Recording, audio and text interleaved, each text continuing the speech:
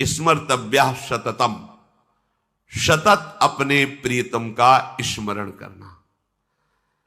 अब थोड़ा कठिन बात हो गई, ये जप के परिणाम है, जप जिह्वा से उपांशु से, लेकिन स्मरण अलग चीज हो गई, याद में बैठा है उनकी। जैसे कोई दिल को मसला करे, शायद इसको ही इश्क कहते हैं। पूज्य भाई जी हनुमान प्रसाद पोद्दार जी ने प्रेम दर्शन में लिखा, शायद इसको, शायद शब्द इसलिए लगाया कि अनिर्वचनीयम प्रेम स्वरूपम। एक अजीब सी पीड़ा हृदय में हो रही, कुछ अच्छा नहीं लग रहा, बस बावरो सो रस में फिरे खोजत नेह की बात, कोई प्यारे जू की चर्चा सुना दे, कोई मुझे हमारे प्रीतम से मिला दे, मुझे भगवान से मिला दे, ऐसी लगन, वो स्मरण, ये आंतरिक वृत्ति है। जब ये अलग क्षेत्र है, स्मरण, स्मरण जब जागृत होता है तो ये कभी नहीं हटता, कभी नहीं, ना तो जागृत में, ना स्वप्न में, ना सुषुप्ति में भी नहीं हटता है। निद्रा समाधि स्थिति, वो गोरे चरणारविंद में ही सुषुप्ति जैसा दिखता है पर वो सोता नहीं, हर समय प्यारी जू की मधुर स्मृति पूर्ण विश्राम स्थल है उसके लिए। जितनी विधियां हैं, जितने निषेध हैं शास्त्रों में, ये करो ये ना करो, उन सब का फल है तुम्हारे हृदय में भगवत स्मृति जागृत हो जाए। संपूर्ण शास्त्रों के स्वाध्याय का, ज्ञान का फल है भगवत स्मृति जागृत हो जाए।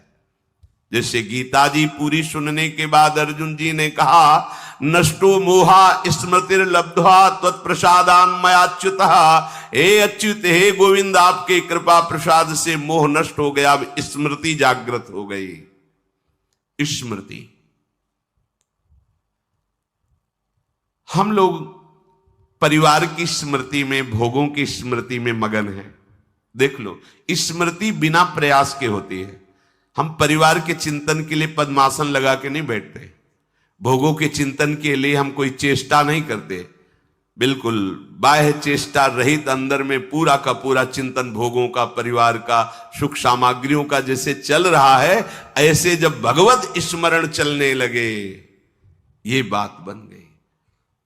यस्य स्मरण मात्रेण, तभी लिखा है स्मरण मात्रेण जन्म संसार बंधनात् विमुच्यते, जिनका स्मरण मात्र जन्म और मरण के चक्र से छुटा देता, विमुच्यते।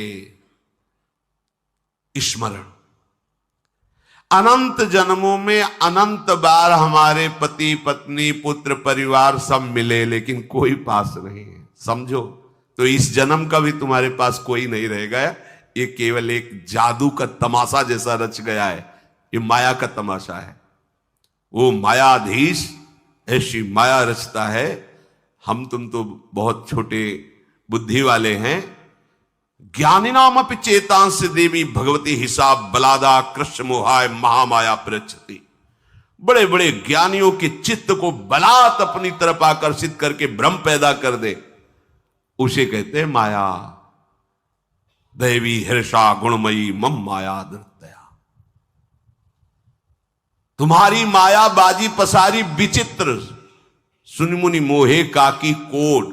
किसकी गोद में बैठकर आपका विस्मरण हो जाता है? माया की गोद में। तो किसके बल से बलवान है माया? आपके बल से। इसलिए जब तक आपका कोई आश्रय नहीं लेता, तब तक माया के चाल को समझ नहीं पाता है। अनंत बार तुम्हारे मां हुए, पिता हुए, परिवार हुए, बिछुड़ गए। इस जन्म में भी वैसे ही है, बिछुड़ गए। ना कभी वो रूप था, ना कभी वो रूप मिलेगा। बीच में जो भास रहा है वो श्री कृष्ण ही उस रूप में है। जिस रूप को तुम माता पिता परिवार मान रहे हो, मेरा प्रभु है, ऐसा मान लोगे तो जीवन मुक्त हो जाओगे। नहीं मानोगे तो मोह में फंस करके फिर दुर्गति को प्राप्त होगे। अनंत बार ये मैं, ये मेरा कह करके तुम मरते रहे और तुम्हारा मोह बंधन दृढ़ होता रहा। अब तो समझ जाओ, इस जन्म में एक बार तुम थोड़ी हिम्मत करो और हृदय से, सच्चे मन से प्रभु श्री कृष्ण को, श्री हरि को अपना मान लो। एक बार हृदय थोड़ा मजबूत करो। ये मजबूत होता है सत्संग से। और पुकारो कि प्रभु मेरे हो आप, पुकारो मीरा जी की तरह, मेरे तो गिरधर गोपाल दूसरो न कोई। है ही नहीं दूसरा। जैसे आप कह दो फिर ये सब वास्तविक नहीं है, केवल भास रहा है, तो हंसी आती है। जब वो दिखाते हैं तब हंसी आती है कि वाह बड़े प्रवीण हो आप, छुपने में बड़े प्रवीण हो। छुपा छुपी का खेल, ऐसे छुपे हुए तुम जान ही नहीं सकते ये प्रभु हो सकता है भला। वो है, वही है। मत्ता परतरम नान्यस वासुदेवा सर्वम ईशावास विदम सर्वम यत् किंचे जगत्याम जगत। पर कैसा छुपा छुपी का खेल खेल रहा है वो दिखाई नहीं दे रहा। यदि इस जन्म में तुम हमारी बात मान गए तो दशा बदल जाएगी तुम्हारी। ये रोना मिट जाएगा।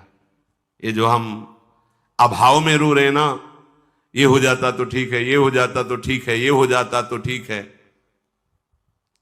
एक बार तुम श्री कृष्ण को अपने हृदय के भावों को समर्पित करके देखो, निहाल हो जाओगे। मेरी प्रार्थना है इस जन्म में भूल मत करना। पूज्य श्री राधा बाबा के मेरी प्रार्थना है इस जन्म में भूल मत कर देना। हृदय की सारी शक्ति को समेट करके एकमात्र प्रभु के चरणों का आश्रय ले लो। फिर कृपा में तुम्हें कैसे चलाते हैं तुम देख लेना।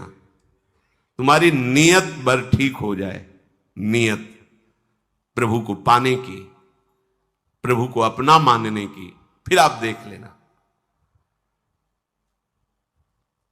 इसलिए मैं अंतर हृदय की बात तुमसे कहता हूं कि प्रभु के बिना तुम्हारा दुख, तुम्हारी अशांति, तुम्हारी समस्याएं कोई नहीं हटा सकता। ये तुम भूल मत करो कि कोई ऐसे हाथ कर देगा, कोई तुम्हें फूल माला दे देगा, कोई जंतुर दे देगा, कोई कुछ कर देगा। हम अश्रद्धा नहीं करते, पर भाई देखो तुम्हारे कर्म जितने प्रबल है तुम्हें दंड देने के लिए, किसी जंतुर में इतनी ताकत नहीं है, किसी राख में इतनी ताकत नहीं, किसी फल फूल में इतनी ताकत नहीं, किसी आशीर्वाद में ताकत नहीं। खुला समझ लो, बड़े बड़े महापुरुषों के, संतों के वचन और शास्त्रों के वचनों के अनुसार हम तुम्हें कह रहे हैं। को न काहू के सुख दुख कर दाता, और निज कृत कर्म भोग सुन भ्राता। बस किसी के प्रभाव से तुम सन मिटे की विधि के अंका। तुम्हारे आशीर्वाद से विधि के अंक नहीं मिट जाएंगे। अगर कोई मिटा सकता है तो वो भगवान है। मुकदमे में हार गए हो, फांसी की सजा अब भी बच सकते हो अगर राष्ट्रपति क्षमा कर दे। ये अनंत ब्रह्मांडों का स्वामी है श्री कृष्ण। अगर ये क्षमा कर दे तो हम सर्व पापेभ्यो मोक्षयिष्यामि मा शुचा।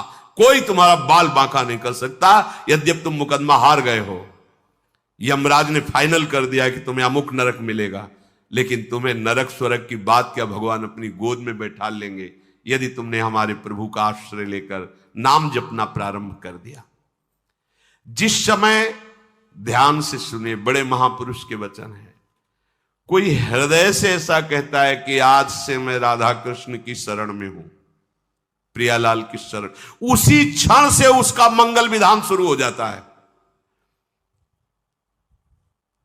उसी क्षण से मंगल की नींव पड़ गई। अब थोड़ा मंगल को समझना होगा। हमारे समझने वाले मंगल में और प्रभु के विधान मंगल में अंतर है। हमारे समझने में मंगल होगा हमारे भोगों की मांग पूरी होने में, लेकिन ये बात नहीं है। फिर सोच के देख लो, जिन भोगों को तुम चाह रहे हो वो किसी के पास है, वो कोई और भोग चाह रहा है, मंगल नहीं है। तो जब हम प्रभु की तरफ चलते हैं तो हो सकता है हमारा माना हुआ मंगल नष्ट कर रहे हो, तो हमें उस समय ये प्रश्न नहीं करना चाहिए कि जिस दिन से भजन शुरू किया उस दिन से विपत्ति ही विपत्ति आ रही, क्योंकि मंगल भवन ने मंगल की नींव रख दी तो तुम मंगल का परिचय जानते नहीं हो। अब वो मंगल का महल खड़ा करेगा, अब रो चाहे चिल्लाओ। वो ऐसा डॉक्टर नहीं कि तुम भाग जाओ वो तुम्हें छोड़ दे। एक बार जिसका हाथ पकड़ लिया मंगल भवन में बैठाल के ही छोड़ा है, और संसार अमंगल भवन है। यहां कभी किसी का भोगों से मंगल नहीं हुआ, ना होगा, ना हो रहा है। पर भ्रम से हम ऐसा मानते कि इतने रुपए अगर भगवान दे दे तो हमारा मंगल हो जाएगा, हमें सुंदर सुंदर ये सब भोग सामग्री मिल जाए तो जय श्री हरि की बड़ी कृपा हो गई। तुम्हारे सोचने से नहीं होगी, हरि जिस तरह मंगल होगा वैसा करेंगे।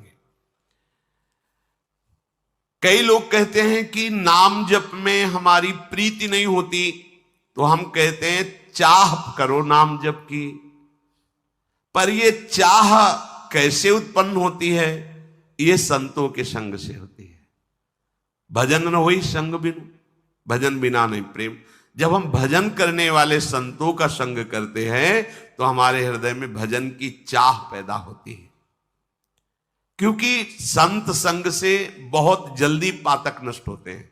दरस परस अघनास, बिना प्रयास के पाप नष्ट होते। उनके दर्शन करने से, उनकी बात सुनने से, उनकी चितवन से पाप नष्ट होते हैं। हम जैसे तीर्थ स्नान आदि करते हैं तो उससे भी पाप नष्ट होते हैं, पर अंतर है। पाप तो नष्ट हो सकते हैं लेकिन पाप की प्रवृत्ति बनी रहती है। तो जैसे ऊपर से ऐसे काट दो तो और कई किंगा प्रकट हो गए। तो पाप का मूल जो दुर्वासनामम सदा परिकर्षयन्ति पाप प्रवृत्ति, संत जनों के संग से सीधे जड़ में प्रहार होता है, पाप प्रवृत्ति का विनाश होता है। इसलिए गंगा पापम शशीतापम दैन्यम कल्पतरुस्तथा, लेकिन पापम तापम तथा दैन्यम हरति साधु समागमा। यदि भगवत प्रेमी संतों का संग मिल जाए तो पाप ताप साप सब नष्ट हो जाते हैं। कोई भी चाह जब तक संसार की है तब तक असली भजन की चाह नहीं प्रकट होती है। बोले ये तो बाबा जियों के लिए है भजन की चाह, हम तो भाई गृहस्थ, हमें तो भोग चाहिए ही। देखो, चाहिए नहीं तुम्हें, बात समझ लीजिए। तुम्हें सुख चाहिए, तुम्हें शांति चाहिए, तुम्हें आनंद चाहिए, तुम्हें मृत्यु नहीं चाहिए, दुख नहीं चाहिए, अशांति नहीं चाहिए। बोलो सबको यही चाहिए ना? तो ये यहां नहीं है, ये प्रभु के यहां है। प्रभु के नाम में, प्रभु के रूप में, प्रभु की लीला में, प्रभु के धाम। अब आपको चाहिए, ये ढूंढ इधर रहे तो कैसे मिल जाएगा? तो बोले फिर हमारा जीवन कैसे चलेगा?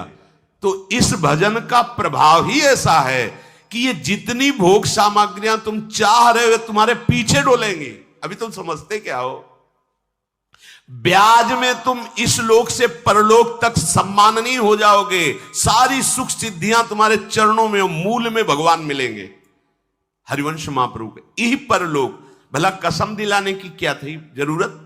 लेकिन महाप्रभु इसीलिए कह रहे कि अज्ञानी जीव मानेंगे नहीं, तो आचार्य स्वरूप होकर कह रहे मेरी सो तुम्हें हमारी कसम है, हमारी बात पर विश्वास कर लो, तुम इस लोक और परलोक में सदा सुखी रहोगे। तो संतों का संग मिला तो मतलब हमारे भाग्य खुल गए। दरस परस अघनास बास निज संग करो दिन, तीन मुख हरिजस सुनत श्रवण मानो न त्रिपिच्छिन। कलि अभद्र वर्णत सहस कलि कामादिक द्वंद्व। तब जितने कलयुग के द्वारा कुचाले हैं, संत संग करने वाले के ऊपर रंग नहीं लाएंगी। पर शर्त है केवल संत संग ही हो, बाद में कुसंग नहीं होना चाहिए। कई तरह का कुसंग होता है, एक वृत्ति का होता है, एक व्यक्ति का होता है। दुर्वासना का दर्शन, दुर्वासना का चिंतन, दुर्वासना का श्रवण, ये सब हमारे सत्संग पर बाधा पहुंचा देता है। सत्संगी को बहुत सुरक्षित रहना